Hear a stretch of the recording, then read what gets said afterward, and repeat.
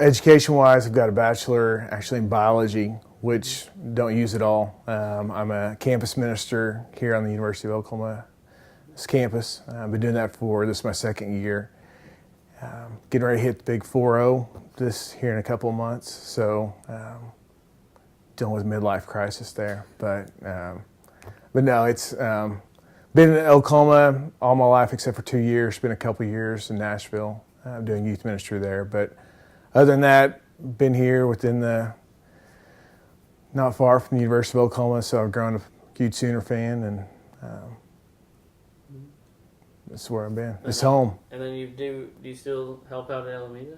I do. I'm employed by Alameda, and so Alameda Church of Christ, and they, but we have a place here on campus that is where my office is and where I spend the majority of my time. Okay. So it's nice to be here. That's funny, biology to yeah. I know. It's crazy. God had other plans, so. That's cool though. Yeah. Did you ever play football growing up? I didn't. That's except unless you count intramural football in college. They have that. They flag football. Okay. Intramural flag football. So yeah, be specific there. I was 6'3", 160 as a sophomore in high school, and so which didn't lend itself to playing contact sports other than basketball. And so I watched a lot of it. Always came to the OU games, but I never played. Just 'cause I really didn't have the build and didn't have the psyche for it either, and never really gave it a chance. Got into soccer and basketball growing up.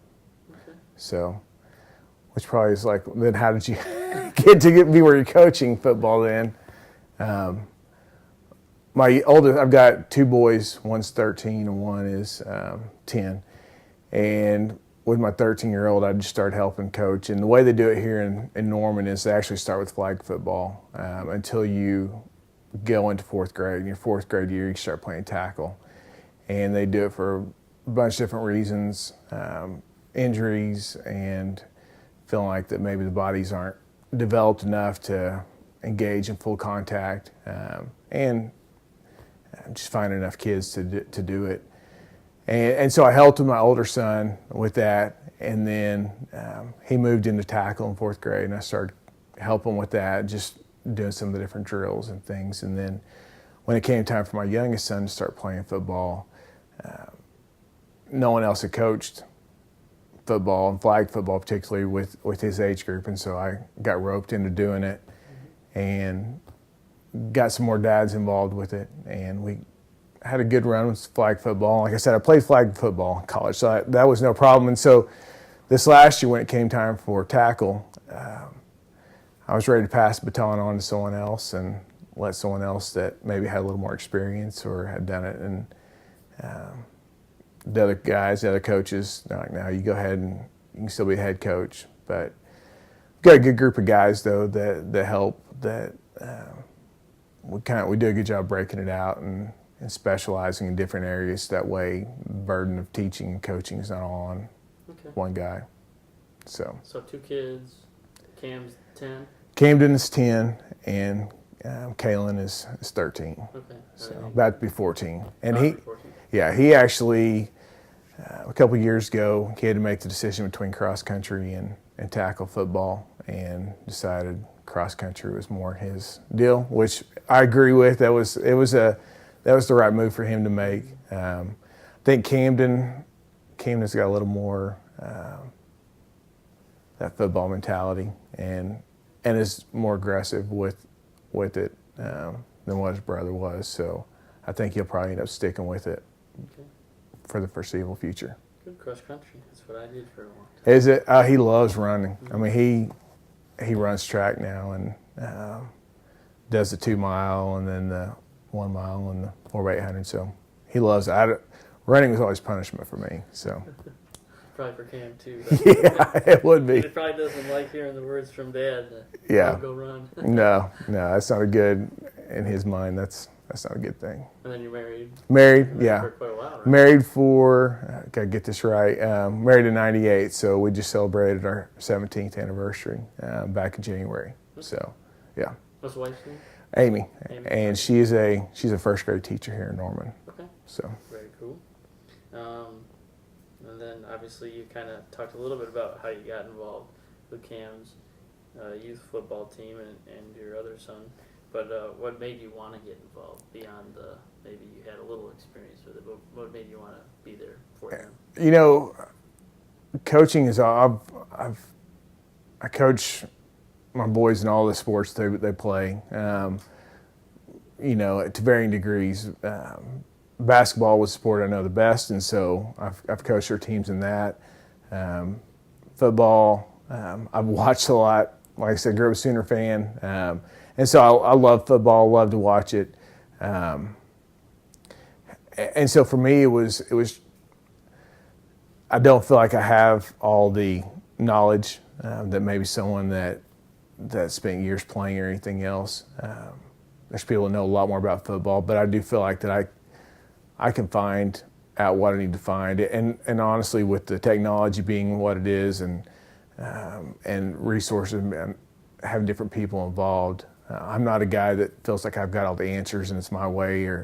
And so try to delegate out a lot of it. But I just felt like when it came to the coaching piece of it, I wanted to try to create a positive environment where the boys want to continue to play, where we'll be hard on them, but I don't believe in cussing them out or, you know, so trying to create a positive place for them to enjoy the game of football where, you know, by the time they get junior high, they'll have some people that can take them even further and do that. But I just enjoy coaching, enjoy being around young guys and being a part of it. It So has to be unique to coach your son too. I mean, being able to it is. go there every day. And that's the deal. I just having that time with them. That and thankfully with my job being pretty flexible, I'm able to go and be a part of a lot of it. That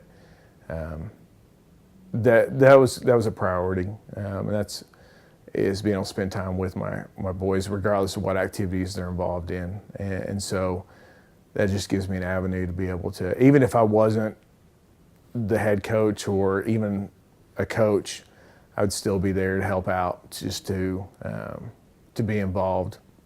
And that's honestly how I got pulled in to begin with, was just by being present and helping out wherever. Okay. And then Cam's 10, so is there a certain age group that the team composes of? It's the team you played on last year, or that was a part of, was a fourth grade team, and so they were all they were all from Norman. We played here in a Norman league. Most of the boys come from the same elementary, but we had probably 5 or 6 that were from some different schools that we were able to pull in and be a part of our team. So fourth grade boys. We did have one third grader. It's actually Jerry Montgomery's son, played with us, which he's a third grader, but he was our hardest hitting kid. So he was pretty good. So unfortunately, we'll not only do we hate seeing Jerry leave here, but also I meant Tevin was leaving our football team too. Yeah. So that was a double bad news for us.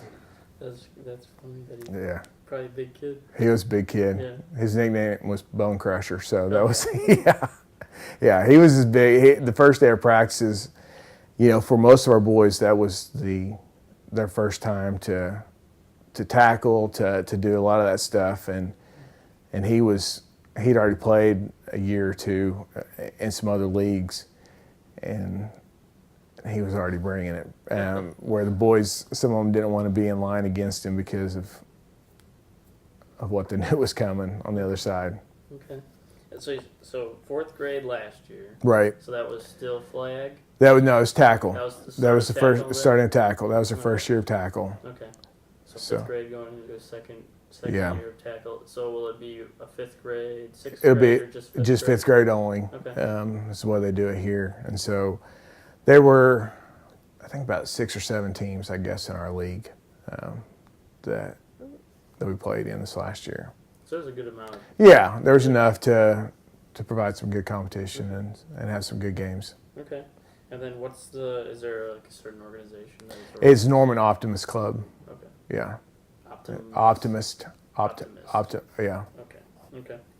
Um, and you know, speaking of Jerry, I remember you talked to me a little bit in the fall about how you had some players come in and stuff and help the boys at practices once in a while. Yeah. Can you just talk a little bit about that experience and maybe how it helped the kids, especially with their first year of tackle football? Right. That was honestly, as coaches, whenever we started getting together and talking about it, the biggest thing we want to do is make sure we're teaching them the right things in the right way, and because we don't want to teach them the wrong thing, wrong technique, or wrong way of doing things where, one, they get hurt, most importantly, or two, it ends up being the wrong way to do it, so that way it messes them up and they've got to relearn something in the process. And so that's where, between talking to Jerry, between talking to some other people, just we tried to make sure we were going back and find out what they used and how did they teach certain aspects of it. And so having those guys out there that, we took the boys to the middle school that they'll be going to, and their coaches came out and worked with them as well and did some of the drills that they did with them. Just once again, just getting people that, one, it's a profession. It's what they're getting paid to do, which we're all volunteer dads that we're just doing it because we love our boys and enjoy being there with them. So bringing in those guys that can do it, and also to show them, to show them this is what we do, this is how we do it, and this is work that goes on. And just having that where they can see it helps out a ton, and gives them that visual that we can't always, simulate just by talking or by trying to show them. So it was good, and it was helpful, and that's what we relied on a lot, was have those guys that I frankly do know a lot more. Okay. And then we talked a lot before about just Cam's injury that he had when he was little, and the metal plate he had put in his head, and just the discussions we had with that, with the doctors especially that you had. Can you just take me through kind of how that happened, what happened, and the accident? Yeah, it was the summer of when he was 4 years old, and he and his brother were out in the backyard, and my wife had just been out there, and they were just swinging a golf club around, just hitting some plastic balls in the backyard. And my wife came in, and the next thing we knew, my oldest came running in saying, I killed Camden. And he thought that he had. And basically what happened is he swung the golf club and Camden walked behind him, and the toe of the club hit Camden right on the forehead there and caused a skull fracture. And so, with any head injury, he was bleeding really bad. And so we ended up going to Children's Hospital in Oklahoma City, and they put a titanium plate in his head that he still has. And honestly, one of the first things he was most upset about or concerned about was whether or not he could play football. That was one of the first things he said is, can I play football? As a 4-year-old. And that speaks to how much he loves football and has loved it for a long time. And so, it was a deal where, with Norman being the way it is with flag football, we knew that wasn't going to be an issue for a while. And so we was like, well, we'll just wait and see. We can do flag football until 3rd grade. And who knows, by then you may decide that you don't want to play football. And what ended up happening, though, is he ended up loving it even more. Had a good time with it. Did well at it. And so when it came time for it to be 4th grade and make that decision, we did go and talk to our family doctor and just, hey, tell us the pros and cons. Because he does well in school, he does well at other sports, and so it was a deal where if you tell us, hey, this is going to there's a pretty good chance that he's going to have a head injury and be done, and mess his life up, it wasn't worth it. And there was no way we wanted to to even risk that. But basically, as we talked to our doctor, there was no brain trauma whenever the injury occurred.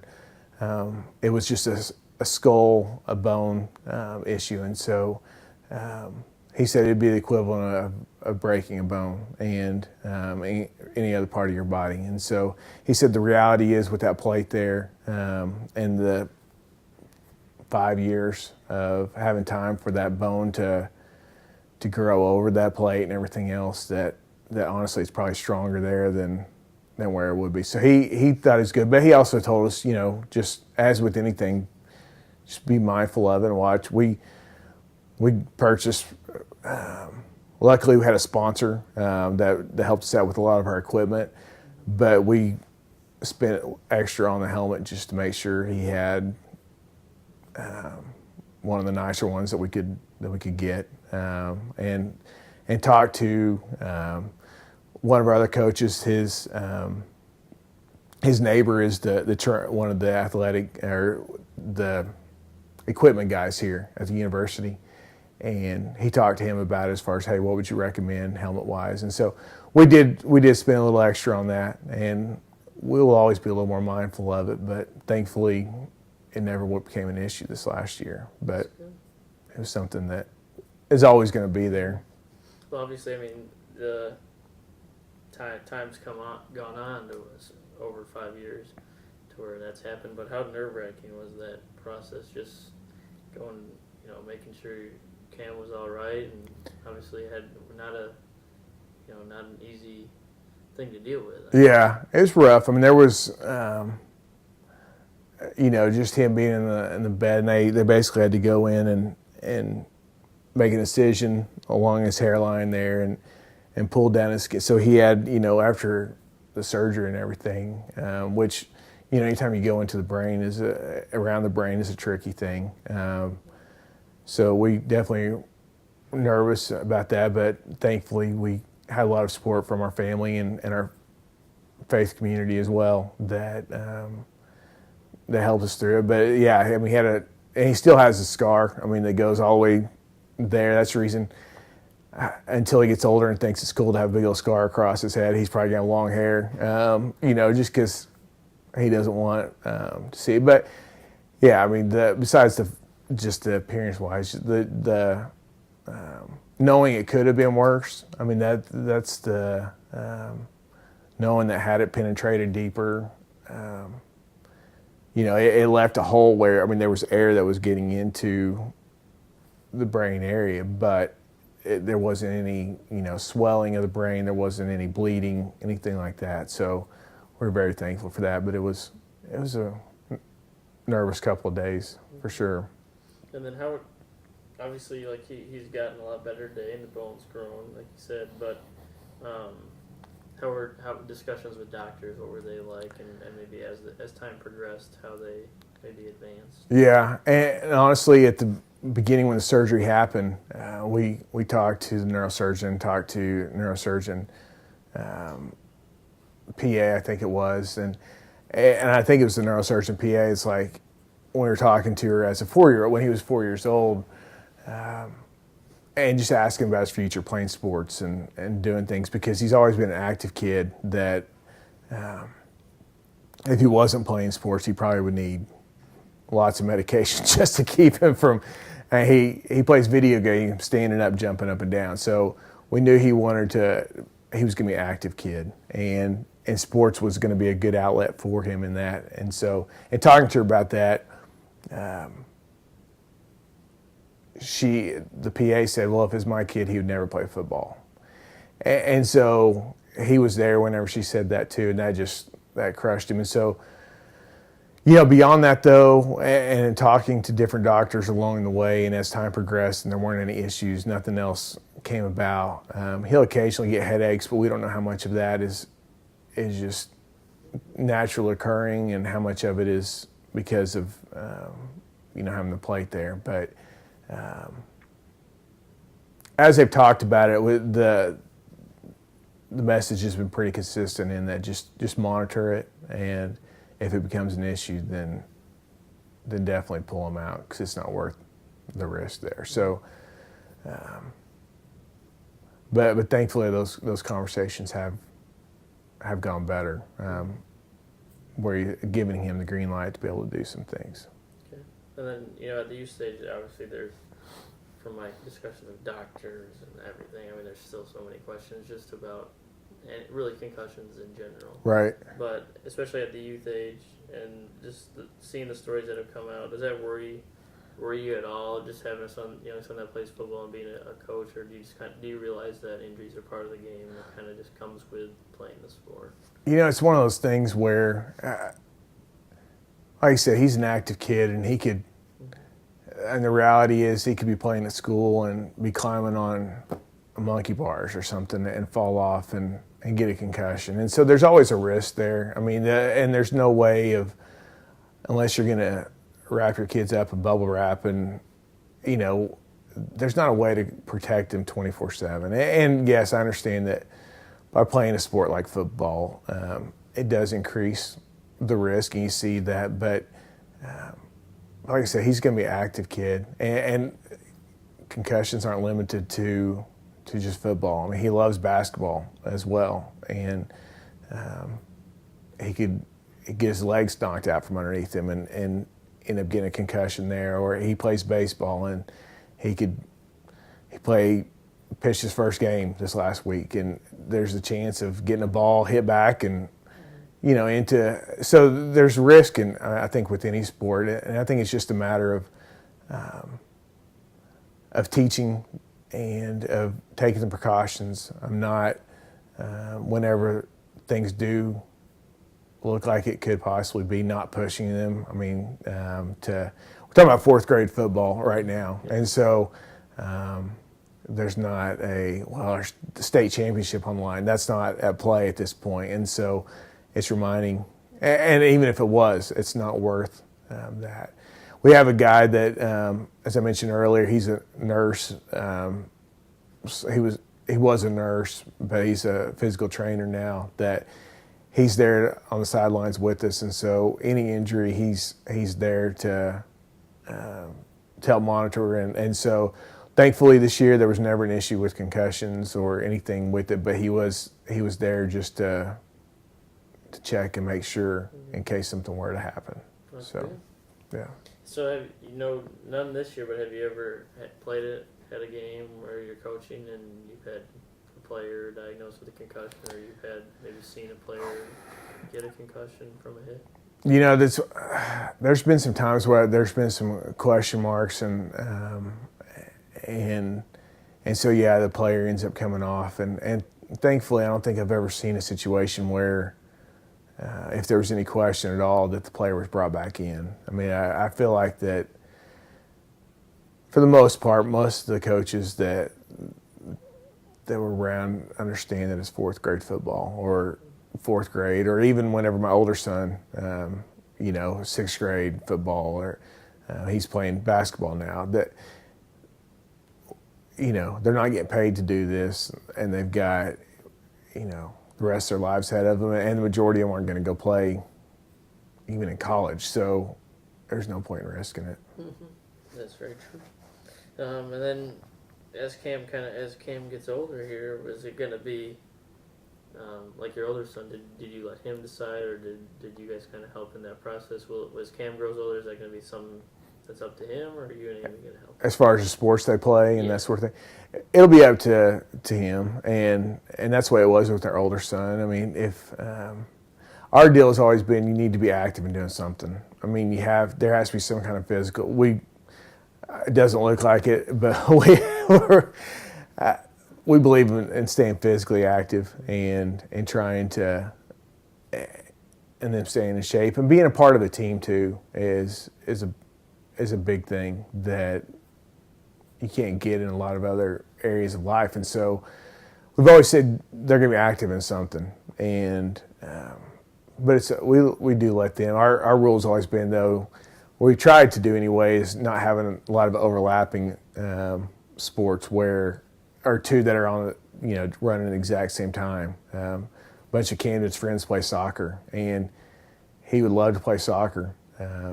But that would be at same time as football season, same time as baseball season, and And he actually played, before he could play football, he played soccer for a couple of years. And when it came time it was like, okay, which one is it going to be? And we'll let you choose whichever one. And he chose football. And so we'll leave it up to them. If they ask for advice or whatever, I'll give. But really, it's their decision. And if they're going to they're going to have to be willing to. Have to want to do it, so they'll put the work in to do it and do it well. Mm-hmm. And you raised them the right way, or they'll make an educated decision. Well, hopefully, yeah, that's the plan. I like how you said that, because that really, what you're talking about staying physical, because the doctor at Michigan really talked about that. He's like, obviously this is a huge topic, and we need we need research done on it. He's like, what about the 3 million people who die each year from obesity and they're not active? Yeah. So that's something. And that's where, like with with running, running wouldn't be. I said, that was punishment. That was something he had to do to get ready to be able to run after the ball, whatever it was. But he loves it, and so I love going to watch him run and compete and doing that because he enjoys it, and he's done pretty well with it. So it's something that he likes. It wouldn't have been my choice for him, but he wanted to do it, and so I'm glad he did. It's been a good choice. The conflict in my documentary is kind of how Clint came about with Clint, talking with Clint, and he talked about how he had 5 concussions in a 14-month span. 3 of them he never told anybody about. Wow. And one, I don't know if you remember the Maryland game from this past year, 48, 45, overtime, right, late field goal. He threw for 500-something yards. He got a concussion on the first drive of the game, and couldn't see out, and he didn't tell anybody. Wow. Couldn't see out of his left eye the rest of the game, and played the rest of the game. But that's kind of where my conflict rests. Just the athlete revealing to a doctor, coach, trainer, or even a teammate, hey, I have a concussion, and this is what it is. Do you kind of see that? Obviously there's treatment and everything, and once the treatment's there, that kind of can ease its way on out as far as the concussion. But would you see just having a concussion and someone not reporting it? Do you see that almost as the biggest obstacle to curbing the injury? I think it's hard, and I know there's technology that they're trying to, within helmets and things like that, to be able to see, and you've probably done more of that. But where they are seeing more of that, but where they're trying to monitor the impact or things like that, because we tried to follow up on some of that just as we're looking at Camden playing football, and so, but until they developed a foolproof way to report without the athlete having to say anything, it's going to be up to the athlete. I would think there'd be signs and stuff there are signs I know that would indicate that, but are you looking for it? And do you even see a reason to it? And so, if the athlete isn't sharing that, then it's hard to get them help or to prevent them from injuring themselves further. One of the things I talked to Dave Kearns, who's the athletic trainer out at West Virginia, about was just Clint's personality. Like you said, Cam's very active. His first choice would be football. Clint's very headstrong. He didn't report stuff because one of the reasons he was raised, his dad was in the military. Just that's his mentality. He's a quarterback. He's going to lead the team. He doesn't want to be taken out of a game. Otherwise, what's it going to show his teammates? So kind of that headstrong mentality. Do you see Cam kind of headstrong, or what's his kind of personality like? He's definitely headstrong. We call him the mule, just because he can be stubborn, and that's with sports as well. And he plays quarterback. He plays. He was during football season weighed 75 pounds, and had boys on his team that were double his weight. Literally 150-pounder lineman.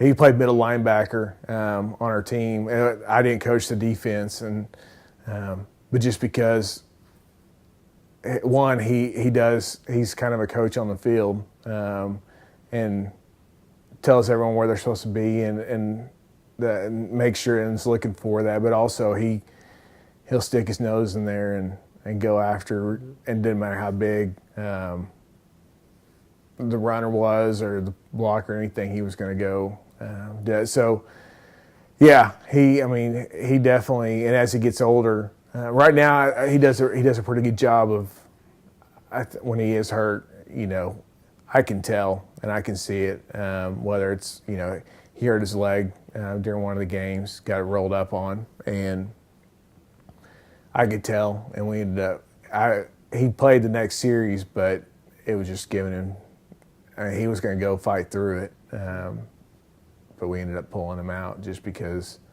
till he was hurt.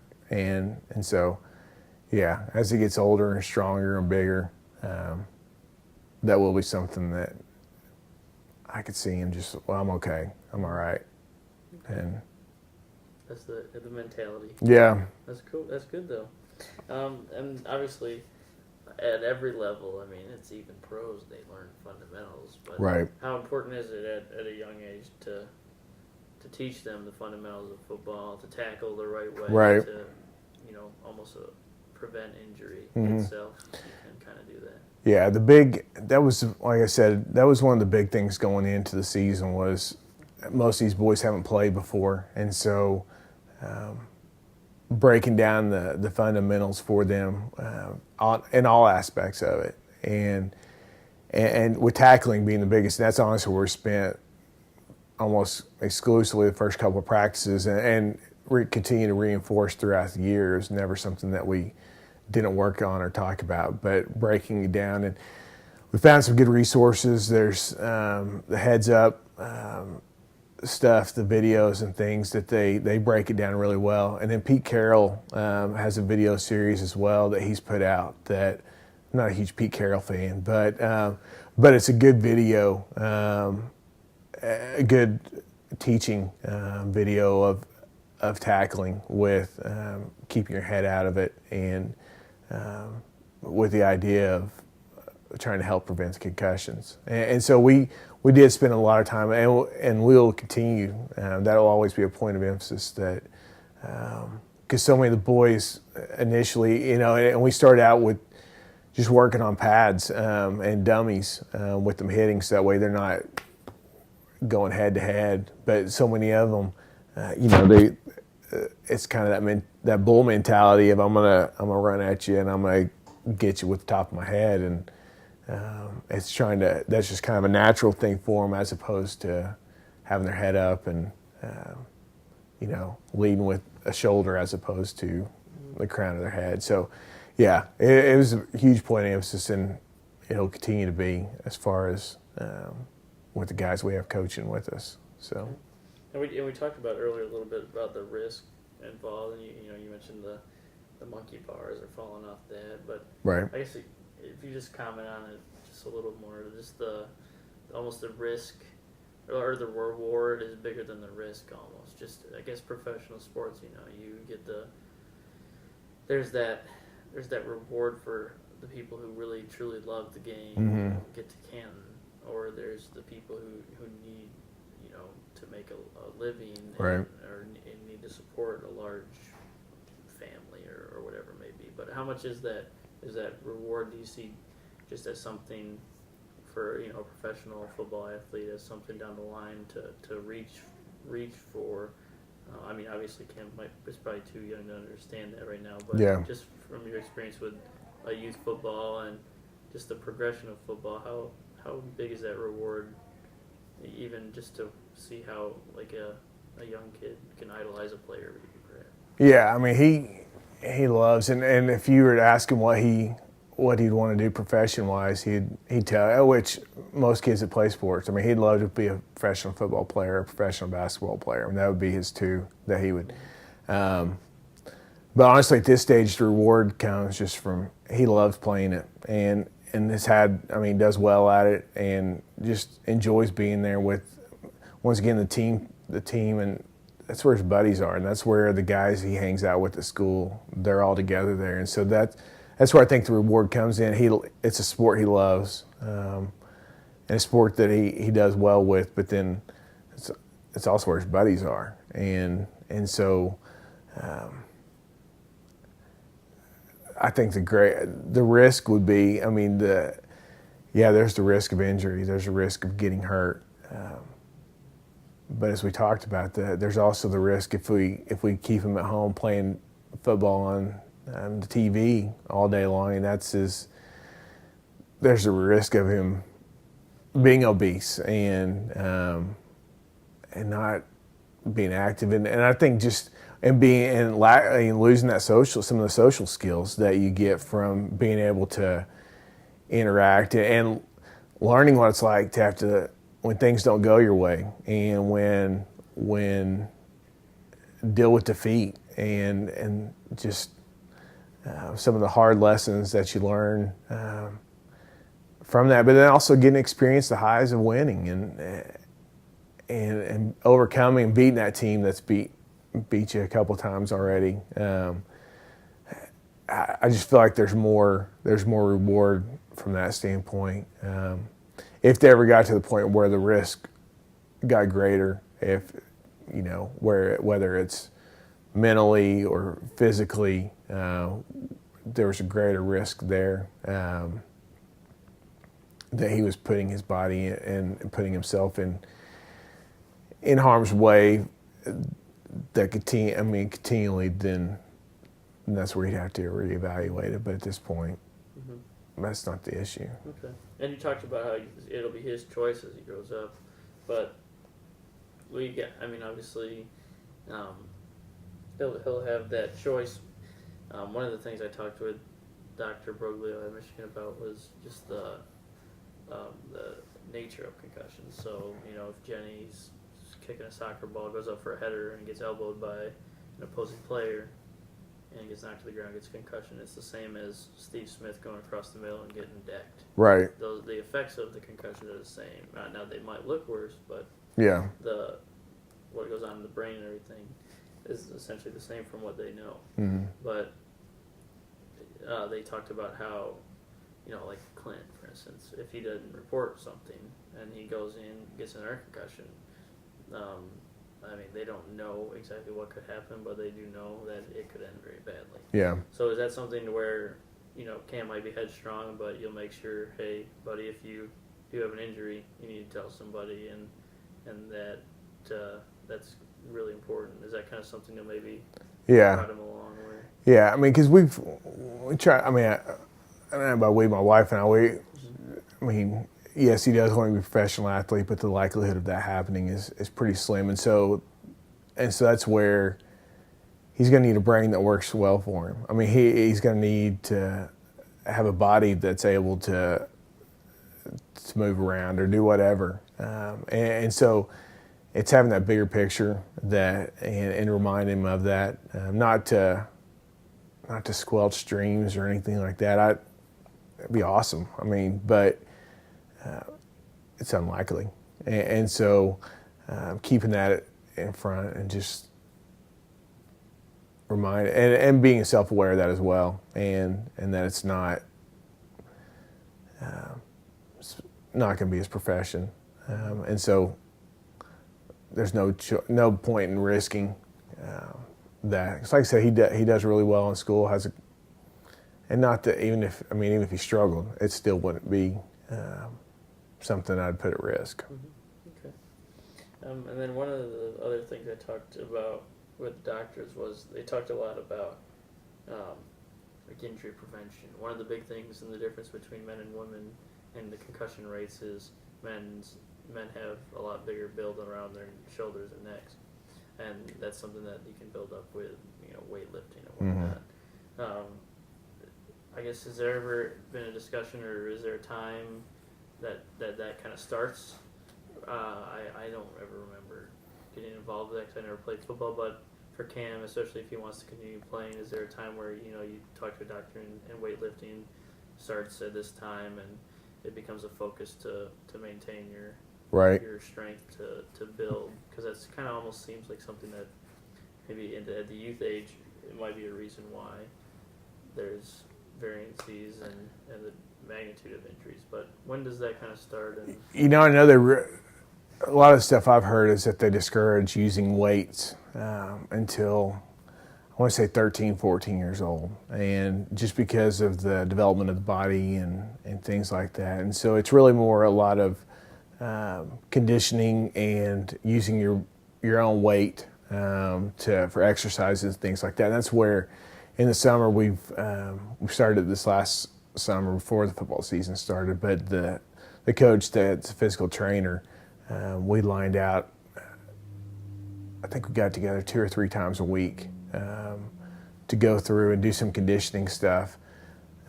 And then for those that, when we had vacations and things like that, they actually put together some exercises and things like that where they could do for 30 minutes while they're on vacation, or just to try to help get their bodies stronger, so to help with the injuries and to maybe.